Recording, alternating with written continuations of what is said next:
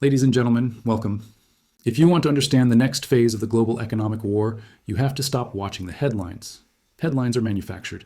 They are designed to distract you, to misdirect you, to keep your eyes on the theater while the real operation happens backstage. Aircraft carriers move, presidents shake hands, tariffs get announced. This is all just noise. The signal? The signal is in the cargo manifests. The signal is in the customs data. The signal is in the regulatory footnotes that no journalist reads. And right now, that signal is screaming. Over the last 120 days, the People's Republic of China has executed a coordinated regulatory assault on its private silver market. It happened incrementally, quietly, and without any press conferences. Banks stopped selling.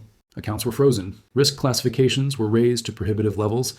Export quotas were slashed to near zero. The Western financial media called this capital controls. They said Beijing is just trying to prevent money from fleeing the country during a real estate crisis. They are wrong. Dangerously, catastrophically wrong. This isn't about keeping capital in. This is about keeping silver for the state. China isn't restricting silver purchases to protect the yuan. They are nationalizing the supply chain for the most critical industrial metal of the 21st century. And they're doing it before the world realizes there isn't enough to go around. What I'm about to show you is not speculation. It is forensic pattern analysis derived from Shanghai Gold Exchange withdrawal data, Chinese customs reports, and PBOC reserve disclosures. By the end of this briefing, you will understand the three phases of China's silver curtain, why the Shanghai premium just hit a historic divergence, and exactly what this signals for the 40 million ounces sitting in COMEX vaults that Wall Street thinks are safe. The window to acquire physical metal at current prices is closing. In China, it's already shut. The West is sleepwalking into the same trap. Let's examine the evidence. To understand what China is hiding, we need to conduct a forensic audit of three data streams that Wall Street ignores: the Shanghai Gold Exchange reports, the China Banking and Insurance Regulatory Commission circulars, and the physical dealer network intelligence from Shenzhen and Guangzhou. These are not glamorous sources. They are dense, bureaucratic, and they contain the operational truth. Let's begin with what I call the incremental lockdown. The silver ban did not arrive as a single decree. It would trigger capital flight and international scrutiny. Instead, Beijing deployed the boiling frog methodology. Small restrictions implemented over months, each one plausibly deniable until the cumulative effect was total market closure. Phase 1. Account suspension. In late 2024, China's four largest state-owned banks simultaneously suspended the opening of new precious metals trading accounts. The official justification was increased market volatility requiring enhanced investor protection measures. This is the language of control disguised as concern. In practice, it meant no new retail investor could enter the silver market through the banking system. The pipeline of new demand was severed at the source. Phase 2. Margin escalation. In January 2025, for those with existing accounts, the cost of participation became prohibitive. Margin requirements for silver contracts were raised from 8% to 15% and then to 20%. Holding costs tripled. Simultaneously, the risk classification for silver investment products was elevated to R5, the highest possible category. Under Chinese securities law, R5 products can only be sold to investors who pass stringent suitability assessments. The result? Roughly 85% to 90% of retail investors were automatically disqualified. They didn't ban silver. They simply made it illegal for ordinary citizens to buy it. Phase 3. Physical disappearance. From February to March 2025, this is where the data becomes disturbing. On-the-ground intelligence from precious metals dealers in Shenzhen, Shanghai, and Guangzhou confirms a pattern. Bank branches that previously sold physical silver bars and coins now have empty display cases. Walk into an ICBC branch today. You'll see the glass cabinets, the product photos, the price cards. But if you ask to purchase, the responses are uniform. System maintenance? Inventory pending. Temporarily unavailable? Please check back next month. These are not isolated incidents. This is coordinated supply withdrawal. Now examine the contradiction. While retail access collapses, wholesale withdrawals from the Shanghai Gold Exchange are accelerating at historic rates. The SGE is the primary physical delivery mechanism for precious metals in China. In 2022, total SGE silver withdrawals were about 2,300 metric tons. Do you see the divergence? Retail channels are frozen. Industrial and state channels are at maximum extraction. This is not a free market adjusting to supply and demand. This is strategic resource allocation. The Chinese Communist Party has decided silver is too valuable for private hands. It must be directed to state priorities. And the clearest proof of this is the price anomaly that shouldn't exist, the Shanghai premium. Under normal conditions, the price of silver in Shanghai and London should be nearly identical. If silver costs $32 in New York and $35 in Shanghai, traders buy in New York, ship to Shanghai, and pocket the difference. This arbitrage equalizes prices globally. Right now, silver in Shanghai is trading at a premium of 10% to 15% over the London benchmark. This premium has persisted for months. It is not a temporary dislocation. It is a structural divergence. This means the arbitrage mechanism is broken. Either the metal cannot physically reach China fast enough to close the gap, or it's vanishing into stockpiles that never hit the open market. A 12% premium is not a trading opportunity.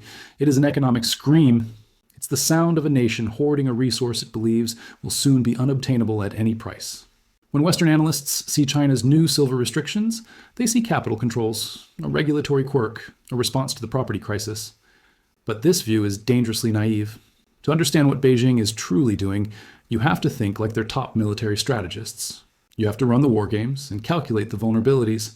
China's greatest strategic nightmare isn't an invasion, it's strangulation. If conflict breaks out over Taiwan or in the South China Sea, the United States Navy will execute the same playbook it has refined since World War II, the distant blockade. The U.S. won't need to land a single soldier on Chinese beaches. They'll simply close the Strait of Malacca. This one choke point handles 80% of China's oil imports, 60% of its natural gas, and 40% of its total trade. Close that strait, and China's economy begins to die within weeks. Factories shut down. Transportation grinds to a halt. The war machine runs out of fuel. Beijing knows this. They've known it for decades, and they have been quietly building the countermeasure, an economy that can survive without imported fossil fuels. The solution: total, aggressive, unprecedented electrification. Replace oil-burning cars with electric vehicles. Replace gas-fired power plants with massive solar arrays. Replace imported energy dependence with domestic renewable generation. This isn't an environmental policy, it's a survival strategy. And every single part of this strategy requires one irreplaceable material: silver. Let me show you the industrial math that keeps Chinese generals awake at night. First, solar panels. In 2023 alone, China installed 216 gigawatts of solar capacity. That's more than the United States has installed in its entire history. Each gigawatt of solar requires roughly 700,000 ounces of silver for the conductive paste. No other element offers the same conductivity and durability. At that rate, China's solar installations alone consumed about 151 million ounces of silver last year. That's 18% of the entire global mining supply, just for solar, just in one country. Next, electric vehicles. China produces 60% of the world's EVs. Each one contains up to 50 grams of silver in its battery systems, charging contacts and electronics. With around 9 million EVs produced in 2024, that's another 10 million ounces of silver. Then there's 5G infrastructure. China has more 5G base stations than the rest of the world combined, and each one needs silver in its high-frequency circuits. And finally, the classified variable, military systems. We know that modern precision missiles, guidance systems, and radar arrays are silver-intensive. A Tomahawk cruise missile contains about 500 grams of silver. Chinese equivalents likely use similar amounts. When you add it all up, solar, EVs, 5G, and military needs, China requires between 250 and 350 million ounces of silver every single year. But here's the problem. The entire world only mines about 820 million ounces annually. Total global demand is already over 1.2 billion ounces. We're running a massive deficit, and it's getting bigger every year. Now, do you understand the restrictions? The Chinese government has done the math. If they allow 1.4 billion citizens to keep buying silver as an investment, a hedge against the collapsing property market, there won't be enough left for the state's survival infrastructure. Every ounce of silver in a grandmother is safe as an ounce that isn't powering a solar panel. Every bar buried in a garden is a bar that isn't guiding a missile. Beijing made a choice. The state comes first. This isn't unprecedented. It's the playbook of total war economics. In 1933, the US government confiscated gold from its citizens to fund the economic recovery. In 1942, it restricted civilian access to copper and aluminum for the war effort. China is doing the modern equivalent. They aren't sending police door to door, at least not yet. They are simply turning off the tap, freezing the retail market, and making it nearly impossible for individuals to buy. The silver isn't officially banned. It's just unavailable for you. Thanks for watching. Be sure to subscribe for more insights. Here's a question Western analysts love to ask. If China is really buying up so much silver, why doesn't it show up in their official reserves? It's a fair question. The People's Bank of China reports its gold holdings every month, currently around 2,280 tons. But for silver, they report zero, not a single ounce. And we're supposed to believe that? This is a country that consistently underreports its gold purchases by 50% or more. This is a nation that uses shadow stockpiles hidden away in state-owned companies, military accounts, and strategic reserves that never see the light of day on any official report. The absence of silver in their official reserves isn't proof they don't have it. It's proof they're hiding it. Let me show you exactly how they do it. First up is what I call the concentrate arbitrage. China is the world's biggest importer of things like copper ore, lead ore, and zinc ore. These raw materials arrive by the shipload from places like Peru, Chile, and Mexico. But here's the secret ingredient most people miss. Silver is a natural byproduct of mining these other metals.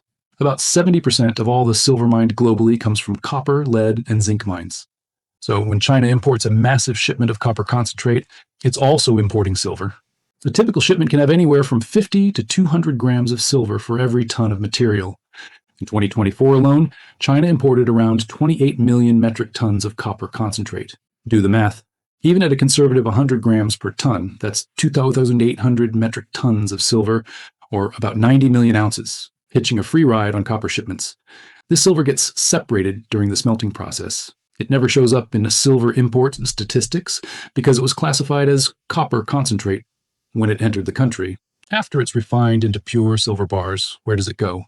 Not to the open market. It disappears into strategic reserves and state-owned company vaults. Next, there's the Russian pipeline. Since early 2022, Russia has been completely cut off from Western precious metals markets. London and Switzerland won't touch Russian metal. But Russia is the world's fourth largest silver producer, digging up about 40 million ounces a year. That silver didn't just stop being mined, it just stopped flowing west. Now it all flows east. China's imports from Russia have skyrocketed across the board. Oil, gas, you name it. But if you dig into the data buried in categories like other metals and unclassified mineral products, you find some interesting anomalies. Russian silver is flowing directly to China, paid for in Chinese yuan, completely outside the Western financial system. It's a classic case of sanction arbitrage. Russia gets the cash it needs, and China gets the strategic metal it craves. Then we have the most clever method, the solar panel stockpile. China manufactures 80% of the world's solar panels, a process that requires a lot of silver paste. But recent satellite analysis of Chinese solar factories shows something strange. Massive inventory buildups. Warehouses are overflowing with finished panels that aren't being shipped. Huge fields are covered in panels just sitting there, waiting for installation.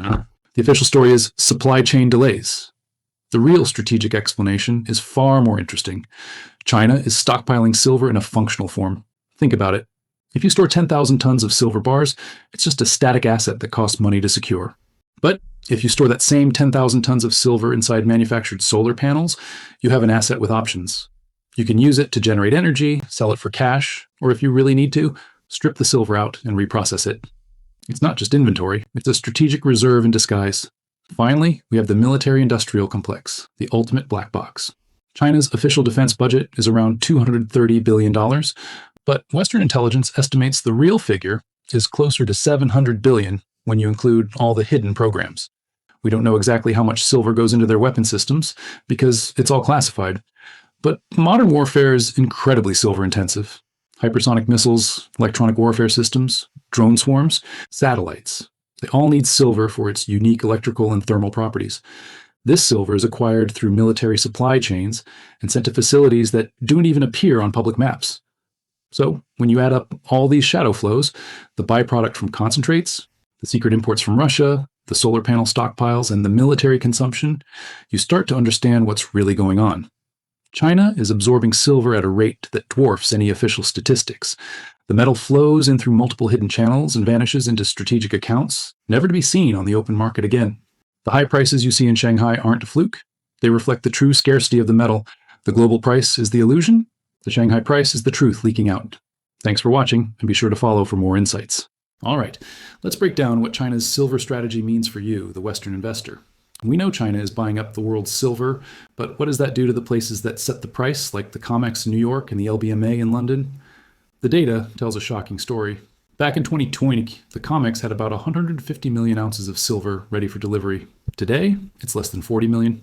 That's a staggering 73% drop. But here's the crazy part. The amount of paper silver being traded hasn't changed.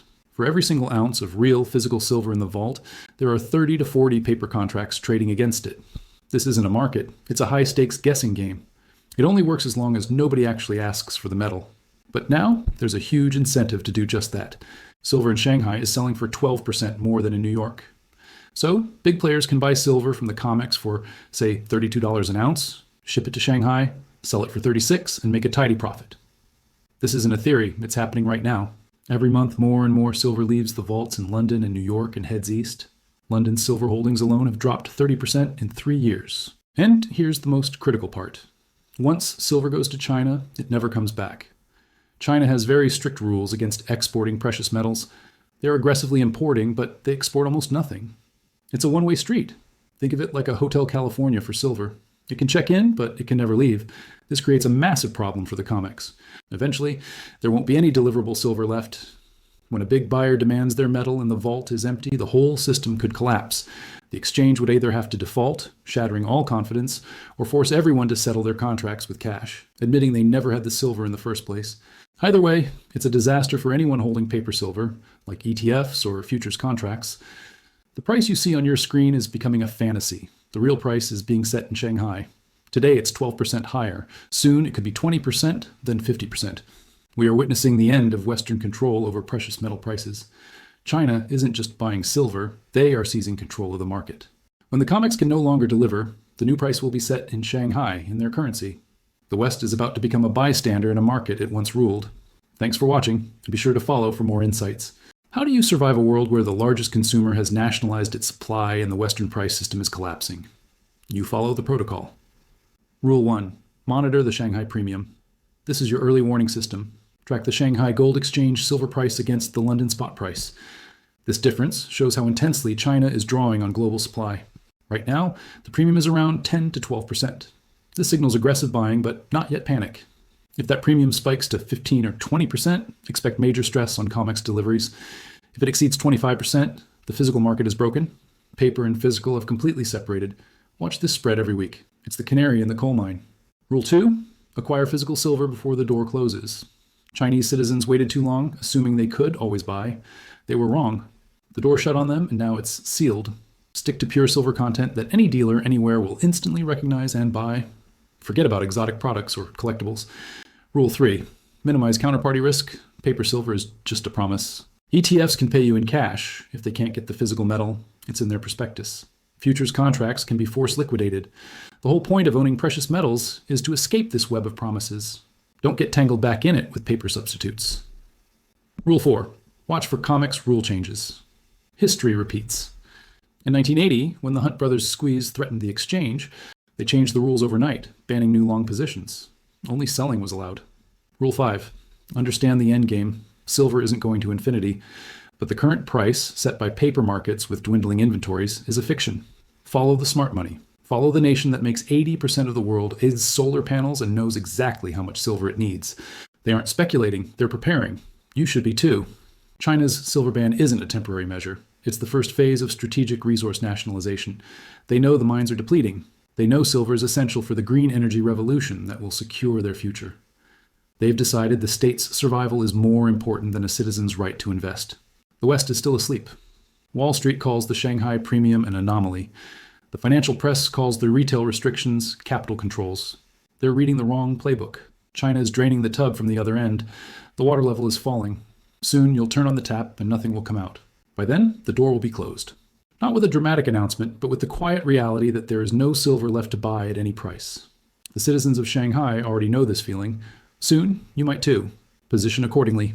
This is the silent economy. The protocol is active. Class dismissed.